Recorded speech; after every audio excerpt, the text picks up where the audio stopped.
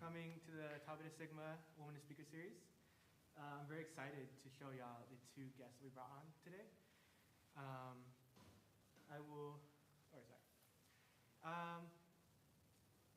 Completely blank. I am so sorry. I'm very excited to introduce these two guests. The first one is what y'all may know is Dr. Chen. She's an amazing professor here. She just got here my sophomore year. Last year actually. She just got here last year, and she's been doing an amazing job. She has promoted women in music ever since she's got here, and especially women in jazz. That is something that's very not seen very often. So I thought it would be very important for her to come on to here and share information or share her experiences. And the second guest we're gonna have today is actually someone y'all may not know, but a lot of us in the org actually do know pretty well. It's a band director from Los Cuates Middle School, from Los Ventos District. It is Miss Morel, or I'm not used to saying her first name, Criselda Morel. Yes, sorry. She is an amazing band director. She's been teaching for over 30 years, right? Yeah, 30 years. And she's gonna also come up here and share her experiences with you and being a band director and going through the education system, being a woman. So let's get started, y'all.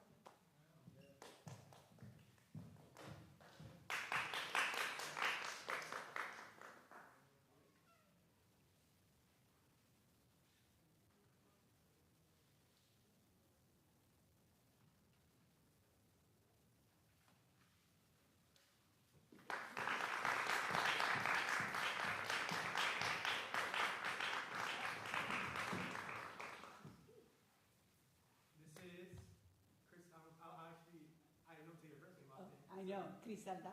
Criselda Morel and Teresa Chen. Please welcome on stage. So how the speaker series is going to work, there's going to be two phases. I'm going to ask questions, pre-prepared questions that I have that would be pretty important, I would say. And then y'all can, after that phase, you can go ahead and ask whatever questions you like pertaining to whatever we've talked about. Let's get on to the questions then. The first question is, why did you choose music as your career? Okay, so I think I didn't start doing music by choice. I was kind of inclining myself into it because I've been always curious about all kinds of sounds and how to make the sound work. And whenever I hear something, whether it's music or any kinds of noise, even the pitch of the air conditioner, I'm just getting so curious. So I mean, with such a level of curiosity, I just happen to make myself as a career as a pianist, which is my main instrument. So I mean, just I like all kinds of sounds, and I just like to imitate the way the sound works. So that's kind of the curiosity that led me to music. Wow, mine's playing. I liked my middle school and high school band. So that's why I chose to go into music, is because I had a great experience in middle school and high school, and I had a lot of fun. And I actually didn't know I wanted to be a music major. I mean, I did, but I didn't. And I was kind of on the flip side of what I wanted to do. And I took my first music class. I took oral skills, and it was the first time I'd ever been exposed to anything like that. And after the first class, I was like, "This is it. This is what I want to do." I don't know what else is involved, but obviously it's more than I knew about, but that's what I want to do. And I assume that also the reasons y'all chose to go continue music into college, into your upper education. So I actually want to ask, how was your college career? The good, the bad, everything between. Well, a little bit of background about me. I started playing piano since I was 4. And I did not study music in the U.S. So So you probably have heard of the abbreviation MIT, right? Unfortunately, I did not study at Massachusetts. I'm made in Taiwan. So my college is located in Taipei, which is which is the capital that you may or may not know. National Taiwan Normal University is one of the two top college of music in the country, and I started myself as a classical pianist until I finished my undergrad. And back then, the classical studies in Asian countries, they are kind of very competitive, really competitive, especially the piano majors, because the faculty over there, they are kind of old school. They focus on being perfect in techniques, in musicality, in interpretation. Perfect. You need to aim higher. It's all about ranking, all that stuff. So I was almost to the point suffocated by this kind of education style. So that's why jazz is actually a kind of music that kind of saved me from the pressure of being a classical major. So of course I did well on all those academic performances. However, I was also running around between NTNU and the neighbor university, National Taiwan Normal University, where they held like a jazz clubs, like a student org jazz clubs, and the jazz clubs was actually run like a big band. So I was like, so that's how I got into more jazz activities, which was through like an extracurricular activity. So the bad side of the classical studies, the competitiveness was the bad side. But the good side is I got to explore what I love to explore outside classical music, especially jazz and film scoring, and how to make the sound effects. When you make a film, I was the boom girl holding like a big mic like that. So I mean I really enjoy in general the undergrad journey here. So and because of those activities out of the school, I decided and I was determined to study jazz eventually. I went to UTSA.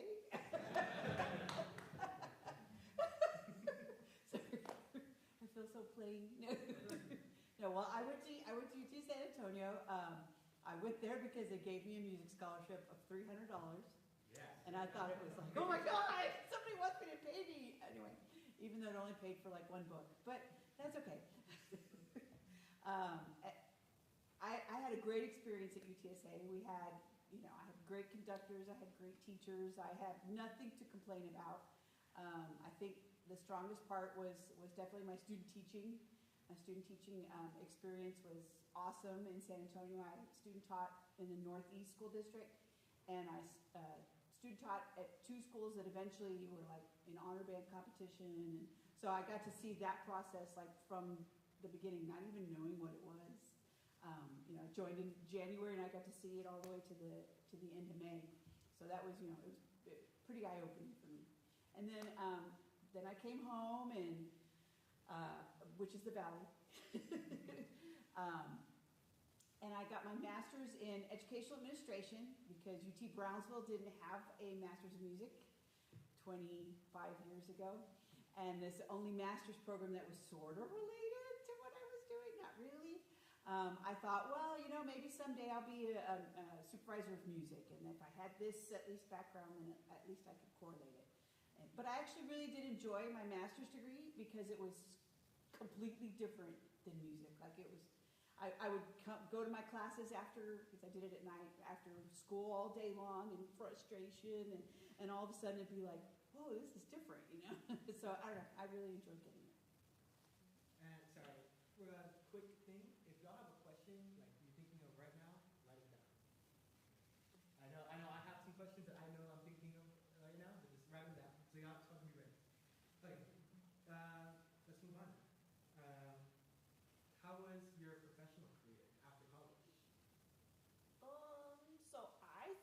grad schools, maybe it can be counted as my professional career. But if you want to define the professional career, I did not actually start my professional career as a teaching performer or performing educator after 2018. So I've spent 5 years in grad school at Eastman School of Music. So 2 years master, 3 years of doctor in jazz studies. And so I wasn't thinking about going on teaching at that time when I was a grad student, because I feel I was so behind because I got into the jazz field very late, and the undergrad, the brothers and sisters, the brothers around me that were younger brothers around me, like they were already that killing player. I was like, man, I feel so insufficient. So I was immersing myself to very much just to enhance my performing experiences and some techniques, just to get into the style. And also the biggest problem that I was overcoming was just to fix my time field, because my time field was my big problem in jazz playing at that time. So I was only thinking about being able to perform instead of going on for teaching. Until one point, I guess it was like it was around second year of my doctoral degree, and I was already a TA teaching like sophomore undergrads, like a piano lab setting of the group jazz piano, and I started feeling like, oh, whenever I learn something new, I have a tendency just to share with others around me so that everybody can learn something very new.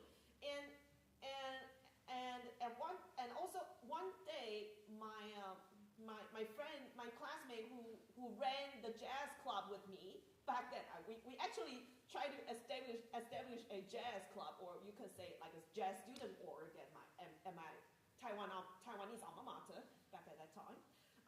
And she told me one thing, saying, Teresa, I don't know if you have believed in this, but you have the nature of teaching. I was not feeling that way because I was not thinking about teaching at all. But it was that kind of urge, or tendency to share something new, kind of pushed me into the teaching career. So after getting a DMA, I straight went to Syracuse University. Syracuse is actually a neighbor, like another town next door, which is, here's Buffalo, here's Rochester, here's Syracuse, here's Albany. So Syracuse is right here. So I taught there part-time, and at the same time I was gigging as a church music director, so I played organ as well. So I was kind of running around between the campus and the church.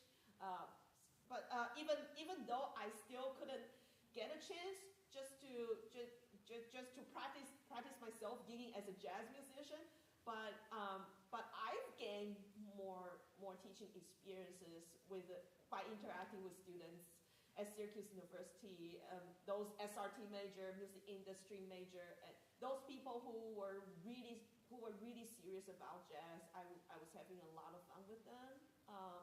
Then Syracuse University was my first job. Then after 5 or 6 years of teaching, here's where I am. My second job and first full-time job. This is my second year here.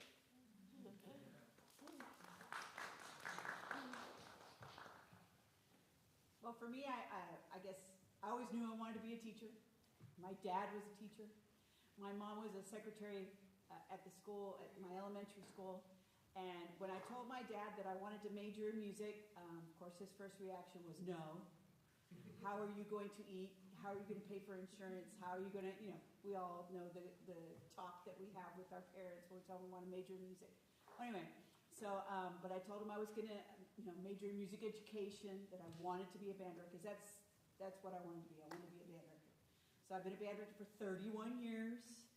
I taught 1 year in my hometown, and it was terrible. And then I got a got a job in Los Fresnos, and I've been there ever since. And every time I think about doing something else, I'm always just drawn back there. I think this is where God wants me, is at Las Cuantas Middle School in Los Fresnos. But it's, for me, being a teacher and being a band director, that's what I was into, what I was about. I feel like music education was my calling. I want to echo back to what you said about your parents, about regarding your musical career. You know, my parents are also professors, but they don't teach music. They teach economics, which is something that I'm not really good at because I'm bad at math. But I'm the only musician in the family. They're really supportive. Mine too, believe it or not. And my family come to my recitals was a shocker. I figured the only reason they saw me at Friday nights was because they were there for football anyway. And I was just kind of there. But anyway, but they in the end, they've been really supportive. And my dad always, wanted me to, you really need to have a backup. We should get you to take the English exam. Spell like crud. You want me to do somebody else English? Gosh, speaking of English, and also you mentioned about your first year of teaching. I had really horrible teaching experience because my first year teaching as a TA back at Eastman School of Music, I have not taught anybody in Taiwan, in my country. My first groups of former students are Americans. So, teaching at the second language was my biggest barrier, was the biggest challenge. So English is a language that I was not like, what could I do? Something like that. Most people read. I don't read. Anyway, sorry. Yeah, it's okay. No, that's great. I'm glad y'all are interacting with each other, and you can go ahead and comment on each other's stories or whatever. That's definitely okay. The next question is, how was it being a woman in a male-dominated career? And you can go ahead and share whatever you're comfortable with. I would like to hear your first. Sorry. And then, did you have any doubts or any unpleasant experiences? Well, band director is male dominated. I mean, there's no denying that. Even as far along as we've come in the 31 years that I've been teaching, it's definitely male dominated. There's definitely a good old boys club, and even this far in my career and being, knowing as many people as I do, I'm not a part of the good old boy club, and it's very aware to me and made very. It's obvious when even at a region meeting, all the men are like, oh, and what'd you play? And I got this, and nobody talks to me but my girlfriends. That's it. And it's really obvious that that's how it is and how it's played out. For example, there's a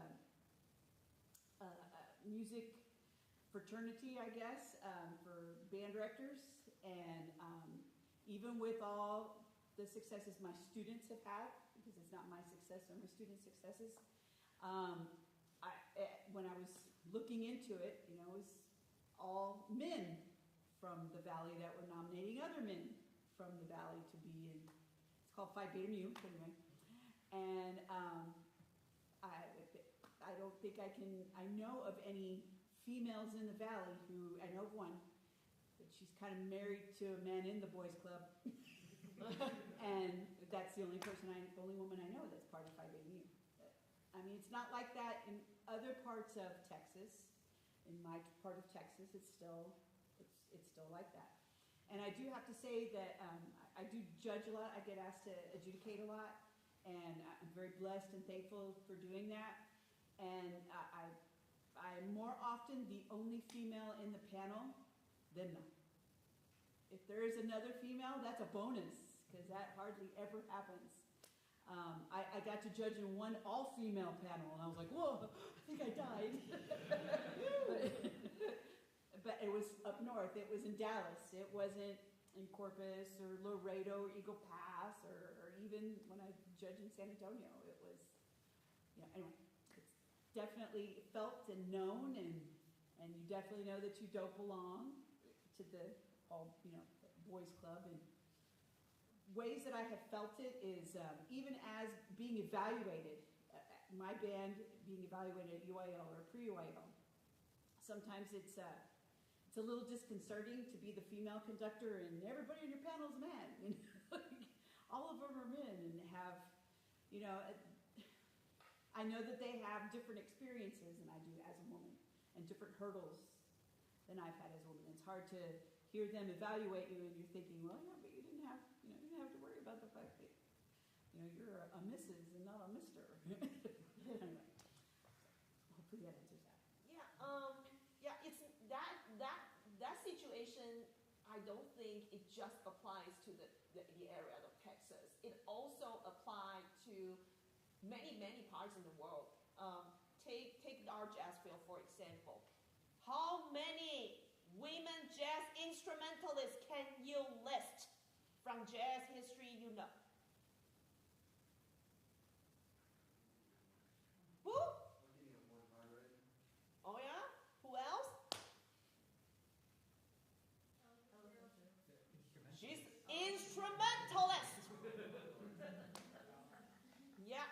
So since the very beginning of jazz history, women's roles are overemphasized as a singer, as a vocalist. So that's why it was easier for us to know Ella Fitzgerald, Sarah Vaughan, and Billie Holiday, and even Julie London, all those great singers. However, the instrumentalists are the group of people that are often neglected, especially those women instrumentalists who are horn players, bassists, and drummers. Because here's the reason. It's kind of coming from the findings that I found from the research. Piano was considered to be like a feminine instrument, so that's why majority of like women instrumentalists they pursue like a keyboard instrument as their primary instrument. Even though I still play piano as my primary instrument, well, it was sometimes kind of difficult for me to get into the circle where the dudes are. I mean, where all the dudes are. I was fortunate to be introduced to the field of women in jazz during my grad school time. Of course, all faculty members at the jazz department were all definitely male, but one of them was kind enough and introduced me to the first women jazz instrumentalist of my lifetime, Mary McCartney, who used to be like a long-term radio host for piano jazz show at NPR. So because of her music and her legacy, I've become much more curious about who else I can listen to, like who have like a similar background like me. So I ended up doing a series of DNA recitals featuring all compositions by women instrumentalists. At that time, during my grad schools, even though during 1 year as a master's student, I was the only female in the Department of Jazz. But my dudes, my bros, and my professor at that time, they were really nice to me. They were kind enough just to offer me a lot of resources. So that's why I was feeling more courageous to do such a women in jazz project like that. There was a moment which was, I think, during the McAllen Jazz Festival, like the very first McAllen Jazz Festival, I was invited to play with a very great Austin, like a bassist, like a very good bassist coming from Austin, and he's really nice, and he was really bringing us into the music, and I had fun time with them. However, I noticed, after the concert, we went to like some social, some hang here. Of course, I was not surprised that I will face a lot of dudes in front of me. And I noticed in their interactions that they were so used to, probably because they were so used to interacting with dudes around them. So they probably, of course they probably didn't mean by that, but they kind of ignored like, oh, there were a few ladies around here. Just me and another singer were in the hang, but they were just being the dudes, interacting with the dudes without being aware of my presence. Because it's like they have to be somebody else in front of a woman than they are when they're just the dudes. Yeah. So I mean I didn't feel so isolated, but I was feeling the vibe was really different. So luckily I didn't experience any incidents or discrimination by that. But here's one thing that I do hope: men and women were born differently, physically, cognitively, intellectually, and emotionally. So it is so important to build our mutual respect by understanding who we are and how different we are from each other. So by understanding the way we think, the way we behave, the way we act, it will be a lot easier for people of all kinds of genders to understand and respect each other. That's what I'm hoping for in any fields. Thank you for that. And why did you, or both y'all both did higher education? Actually, I want to ask why did you decide to do higher education? Well, for me it was, I knew I wanted a master's degree, but I had a kid and had a mortgage, and so I couldn't leave to get, a master's music like everybody, but people that I know that are not with, children hanging on them. Anyway, they are able to do the master's here in Kingsville with the summer programs that are available. That just wasn't available to me. And I knew that I wanted the upper level degree. Number one, in education, they do pay you more for the upper level degrees, especially if it's in your field. And even though that wasn't available to me where I was, my dad was a principal, and I thought, well, I guess I'd give it a try.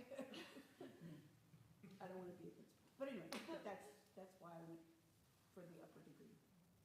For me, the only reason that I continue to the grad schools is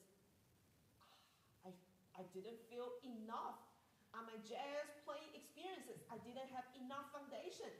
I wasn't thinking about jazz or some kind of career building. All I was thinking is, I'm finally there in the U.S. studying jazz, where in the land where jazz belongs to. I would like to take advantage of that. So that's how I kind of strayed to DMA. I mean, because I had really fun time studying jazz. So that's kind of how I continued to. I wasn't thinking about career or future at all. Yeah, because I was like kind of alien back in Taiwan. During the time, Taiwan did not have any college degrees in jazz performance, only classical performances. It was still pretty close environment then. So studying in the U.S. was, and even now, jazz is my American dream. And then we're going to move on to our last question. Who are some people y'all look up to? I can jump in for that. I do look up to Mary McPartland first because she used radio show as a tool to introduce younger musicians just to be exposed to the two different parts of the world. That's one form of jazz education, right? And the other person that I look up to is Hiromi Uehara from Japan. Let me bring her up along with another figure that I look up to, Toshiko Akiyoshi. So she's a big band composer, and she's actually great pioneer of women jazz from Asian countries. So yeah. By the way, I'm working on a new research talking about how Asian American Pacific Islanders women jazz musicians, they overcome all kinds of challenges, racial, gender, and musical challenges, coming to the U.S. and ended up having their jazz careers. So the reason why I look up to these Asian females, Hiromi and Toshiko Akiyoshi, because their music always brought like a positive energy in terms of their big band music and their original quartet music. Whenever I listen to them, they both kind of encourage me to be musically who I am, and they allow me to explore my strengths and weaknesses, and spread them out. So the spirit itself, and along with Mary McFarland's educational pedagogical spirits are my role models, the heroines of my life. Well, I guess for me, I have education, models, and that would be my dad, my mom, obviously, that I talked about earlier. My parents grew up in a time in the Valley where speaking Spanish was not allowed. You were punished for speaking Spanish or being Mexican. And so they grew up in that era. And my dad believed that education was the only way out of poverty. And, in fact, I had this conversation with them recently, and that if my dad used to walk to Pan American for Mercedes, in the rain to get to college. He'd have to walk, he'd have to hitchhike because he didn't own a car, and his family didn't own a car. He worked at the cotton gin to be able to raise money to go to college. He worked at a store called Sierra Anthony, and he cleaned bathrooms and mopped floors to be able to go to college. And anyway, so for growing up, for me, education was the answer, was the way out of poverty. And because he proved that, had he not done those things, who knows what my childhood would have been like. I mean, I'm sure I would have been loved and all that other great stuff, but to be living in poverty is something completely different. So for education, it's my parents, because I do strongly feel that education is the way forward out of poverty, out of the circumstances, out of it. Knowledge is power. And as far as band directing, who my role models, who my heroes are, one of them is Liz Stone, who is in Brownsville. I don't know, did anybody go to Veterans? Nobody went to Veterans? Anyway. And Miss Stone, the reason she's one of my heroes is because she's been a female band director for a long time. And I almost took her job at Hannah 20 or so years ago when she was about to leave Hannah. I was who she wanted. I was who they wanted at Hannah. And when I went the day before I went to the interview, she wanted me to come and just see what a day her job was like, or whatever, what it was like to be her. Because she didn't want me to, she said, I don't want you to be influenced with rainbows, unicorns, and butterflies. I want you to know what the truth is. I mean, you're gonna come to this interview and they're gonna tell you BIC's great, you're gonna love it, you're gonna have a band, you get to work at Hannah, one of the top, and they're gonna like glorify it. I want you to know some other things. So anyway, I spent the day with her, and thought to myself, well, I have a lot of growth because I'm not her. I have a lot of growth to make. But one of the things she said, she said the big thing I want you to think about before you have this interview tomorrow is I want you to think about what your life priorities are. Do you want to be a mom? Do you want to be there for your child? Because I'd already had a son. Do you want to be a daughter? Do you want to be there for your parents when they're elderly and they need help? And I was like, well, yeah, I want to do all those things. And she said, do you want to do those things well? Do you want to be a good mom? Do you want to be a good daughter?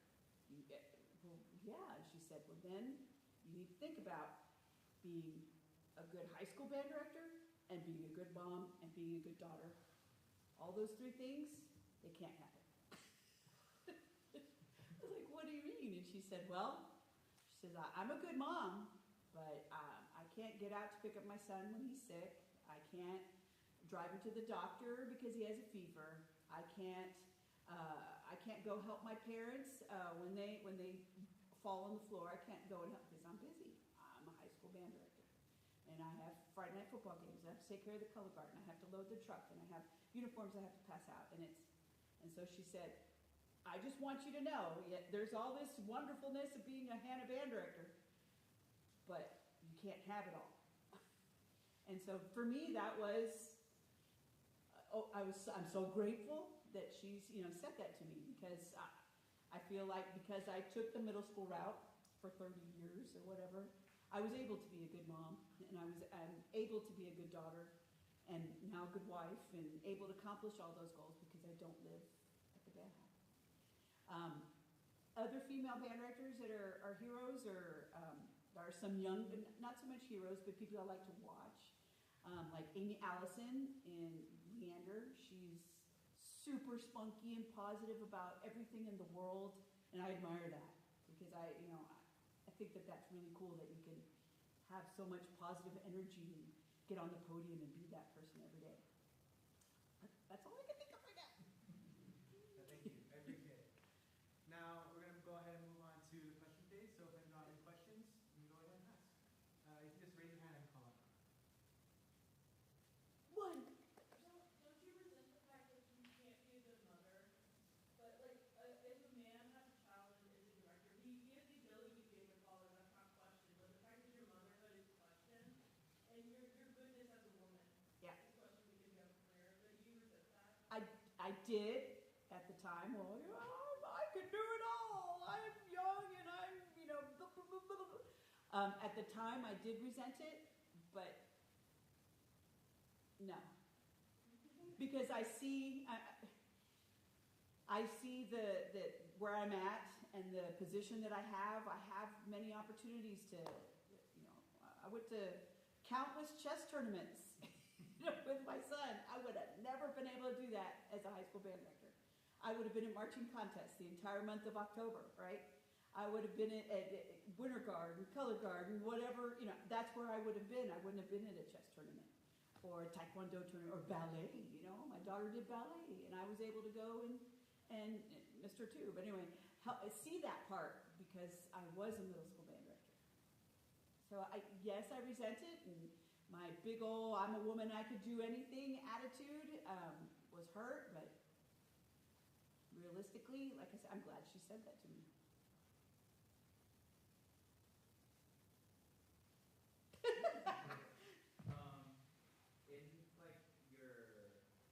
Throughout college and throughout your career, did you ever have a time where you thought maybe this isn't for me, or maybe you wanted to explore a different route?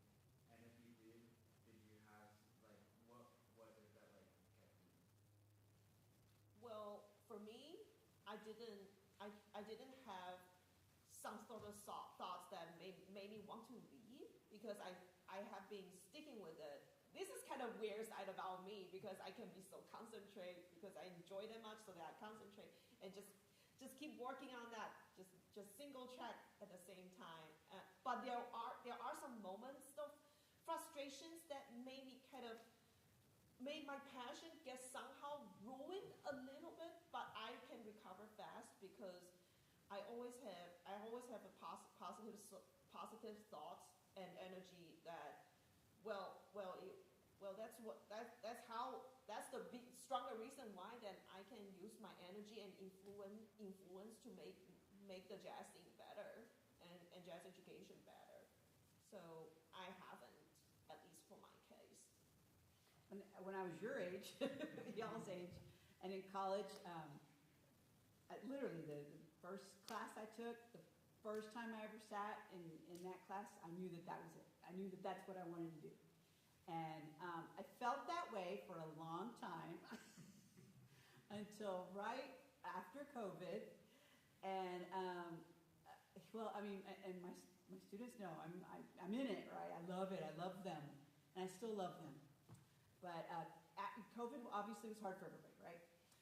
For me, it was personally hard because I felt I couldn't hear anything like that. For me, the gift is music, right? Me putting the clarinet in their hand and then making a sound, and then 3 years later we make music, and it's like, oh my God, from hot cross buns to this, it's pretty gigantic. So not being able to hear anything, I cried every day during COVID. All I do is cry, and I hated it.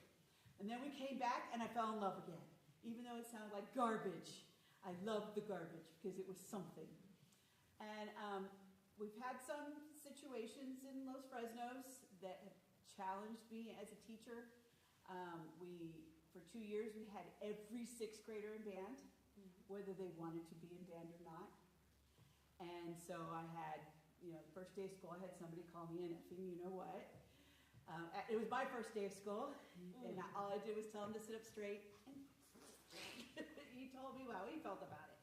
Anyway, and we've had first time I've ever I almost called security on a band kid, like a kid in band. I almost had to call security to come remove a kid who was in a band class. These things had never happened before, and those situations have kind of jaded me after 31 years. And now do I feel like I wish I had done something else? Yes, there are definite moments where now I feel like maybe I shouldn't have given up on other dreams or whatever so quickly, just because it's really hard. And I'm being honest, and don't want to discourage you. We have about 15 more minutes, so you have your time. I'm going to ask, what was a memorable moment that has happened to you from speaking about women in music or just being in music? You mean memorable moments? Yes. Okay, thank you, Super Bro. So I think it was the most recent experience when I was giving a research presentation at Arkansas, U of Arkansas, presenting my about to come out the new research on Asian women in jazz thing. I didn't expect a lot of people would attend and show up, and after the presentation, those audience came to me and said, "Wow!" I was like open.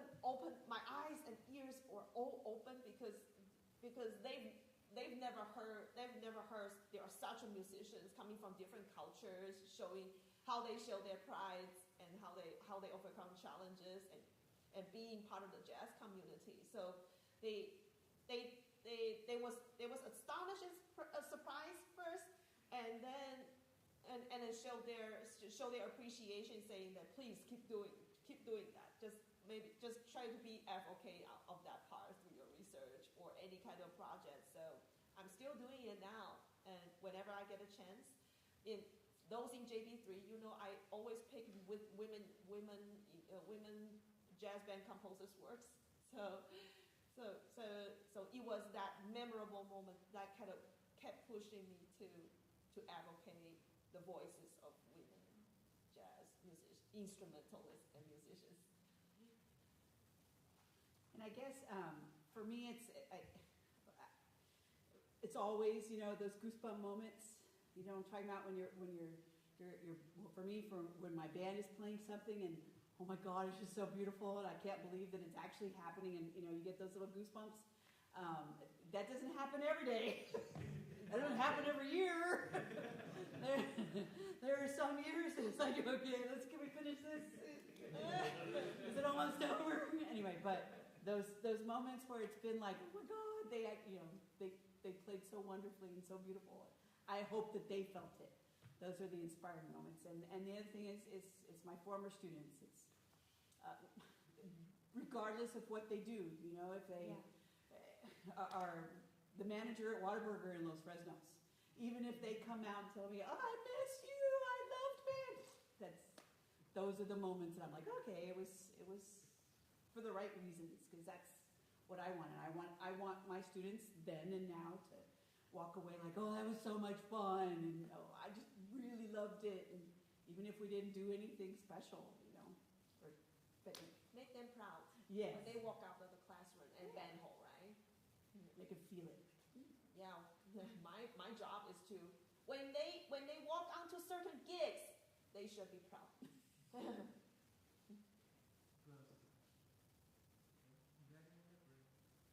He had his hand up first. Damien, you had first? There was a question similar to Isaiah too. We know burnout is something on like on instruments, but do you experience burnout? Do you experience burnout in like education? How do you deal with that? I'm there. I'm burned out. Every day Mr. and I drive home right together every day. And every day, I mean, I'm really good at the edutainment. That's what I'm entertainer, educator. That's how I feel like it is most of the days. But anyway, it's getting you in your car and I don't want to do this anymore. I don't want to do this anymore. Can I add, how do you combat that? Then you open your mortgage and you go, I have to do this. You look at your retirement savings, you're like, oh my God, I'm going to do this till I die. That's the reality of it, is it? This is the career I chose. This is my job. This is how I earn money to live and, whatever. So I have to go. I don't have a choice. Even if I don't want to do it anymore. Anyway. Yeah, DQ, you actually made a good point about burnouts because it associated with our mental health and physical health, right? Especially, like I said before, women and men were born differently physically.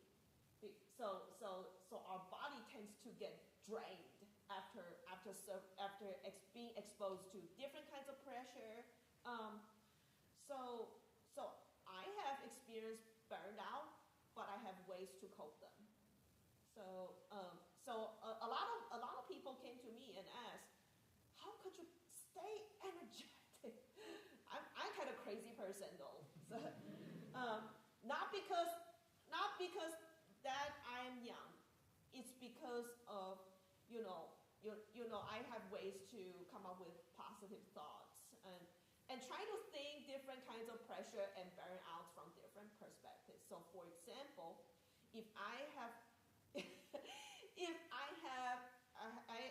multiple rehearsals to go, or maybe a lot of assignments to grade, I always kind of ways to distribute like the time management thing, just to spend how much time on grading those things and spend how much time on planning for my next gigs, and spend how much time just to meditate, reflect upon all those events that I've been through. So I think that reflection part actually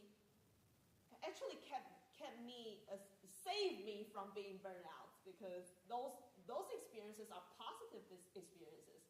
And if you keep reminding yourself what you learned from those experiences, despite those tiredness, I can still remain happy and energetic to look forward to more things to come. So I'm weird, but that's the way I am.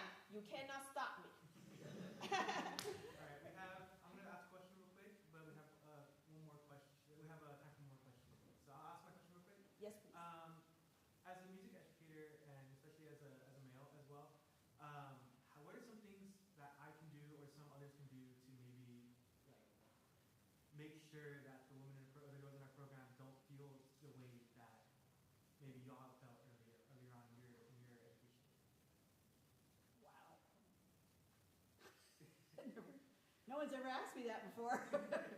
Well, that's a good question. I must say, I like that. I do too. Thank you for being considerate. I know you had said you try to choose a big band arranged by a woman every year, and I think Yeah. that's a really good way. I think that's a really good way to just show that you can write this music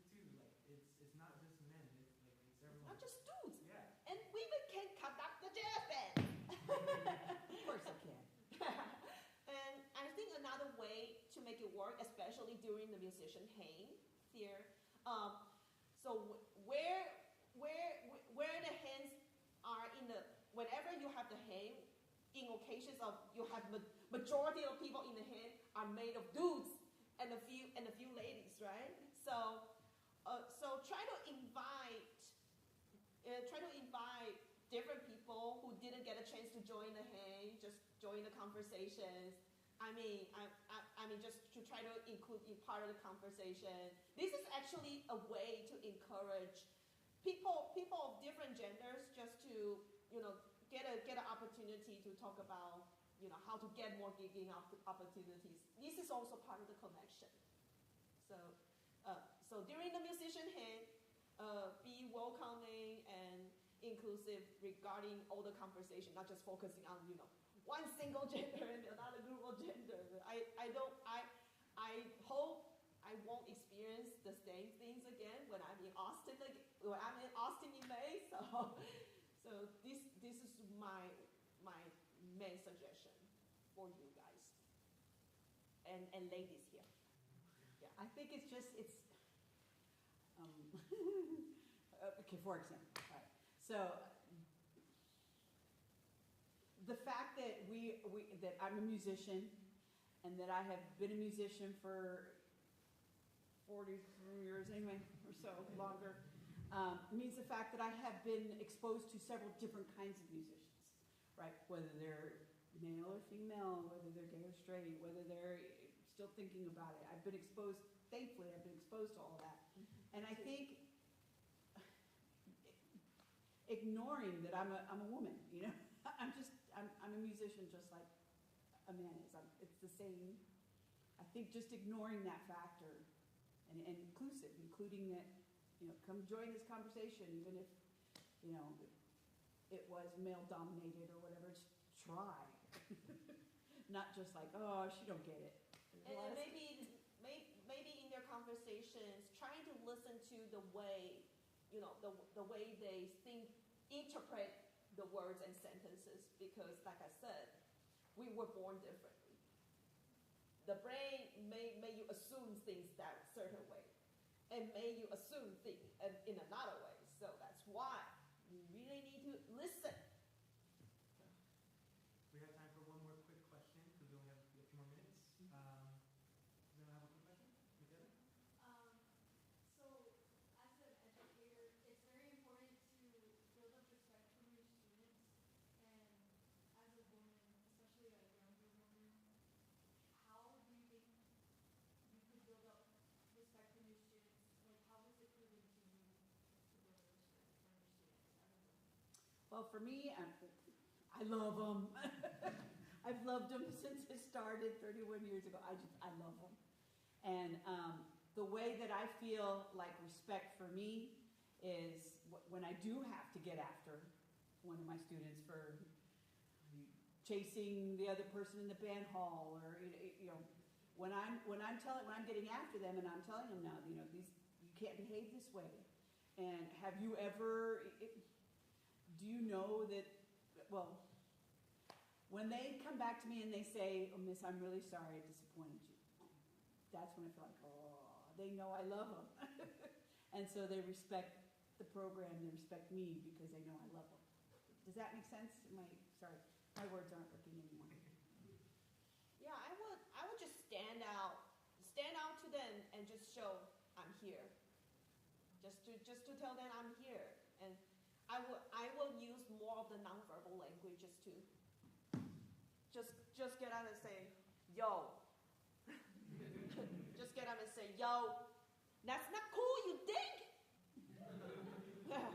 And just being some kind of bystander and using younger people's language. Yep, apples. And when you're young and you're first starting out, and I know this because I have a teacher who experienced this, you do have to be very careful with, as a woman with young men, because sometimes young students take affection differently, and you have to know that. You have to know when you can and when you can't, and you have to make that role very, Yes, you have to make that boundary very clear. Yes, and yes means yes, and no means no. Yes, and I love you, but you're still my student. That's it. That's the boundary. It has to be real clear. Amen. Can we get a big round of applause to them? That's my